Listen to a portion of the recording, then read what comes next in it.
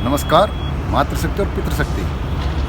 अक्सर मैं, क्योंकि ग्रामीण पृष्ठभूमि से हूँ, संघर्ष से निकल कर के जूझ रहे हैं और सौभाग्य मानिए ऐसी विपरीत परिस्थितियों से निकल कर के आगे बढ़ रहे हैं। परिवार को भी समृद्ध करने में और एजुकेशन करने में अपना पूरा समर्पित योगदान है और देश के हर लग्जरियस लगभग जो होटल हैं, रिजॉर्ट्स हैं, उनका देखने का सौभाग्य भी मिला है, रुकने का भी मिला है। लेकिन जब जब मैं उसमें रुकता हूँ तो मुझे अपना अतीत याद आता है, ग्रामीण क्षेत्र याद आता है, वो संघर्ष खेतों में पड़ना, फावड़े चलाना याद आता है। लेकिन इनको शब्दों को देने के लिए जो मुझे बल मिला वो एक IPS लड़की है, इल्मा इफरोज़, कुंदर की मुरादाबाद से।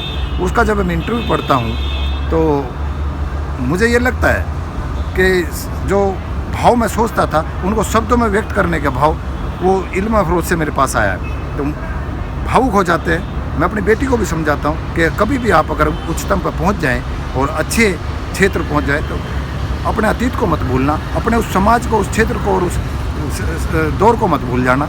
जैसे वो जब यहाँ से गई, ऑक्सफोर्ड पढ़ा, उसमें अमेरिका में नौकरी करी, हवाई जहाज़ में बैठी पहली बार, तो हर उस क्षण जब तक भी वो रही उसके भाव से ही लगता है पल पल उसने अपने माता पिता, अपना क्षेत्र, अपने गांव के क्षेत्र को याद रखा। वो जब चाय की कॉफ़ी पीती थी तो वो जैसे उन्हें बताया तो वैसे कि भाई मेरे एक क्षेत्र वहाँ भी है जहाँ से मैं आई हूँ, मुझे उनकी सेवा करनी है और मैं उस क्षेत्र को नहीं भूलूंगी। तो मैं यही भाव मेरे अंदर है, लेकिन व्यक्त करने का भाव मुझे इल्मा इफरोज़ से मिला है और मेरी इच्छा है कि मैं अपनी बेटी को उससे मिलवाऊँ। और वो बुद्धा को पसंद करती है, बुद्धा आइडियोलॉजी को, मुस्लिम होकर के भी, लेकिन बहुत ही अच्छी लड़की है। तो शब्दों का व्यक्त करने का भाव उन्होंने दिया है।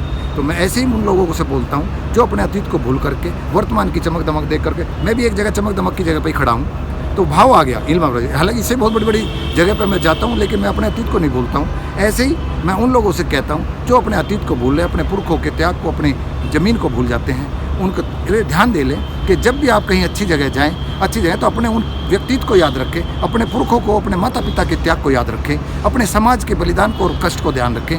तो इन्हीं शब्दों के साथ मैं ये बताना चाह रहा था कि लग्जरियस जीवन में जाओ तो ज़रूर, प्राप्त करो, ज्ञान लो, लेकिन उसमें लिप्त होकर के अपने अपनों को मत भूलो।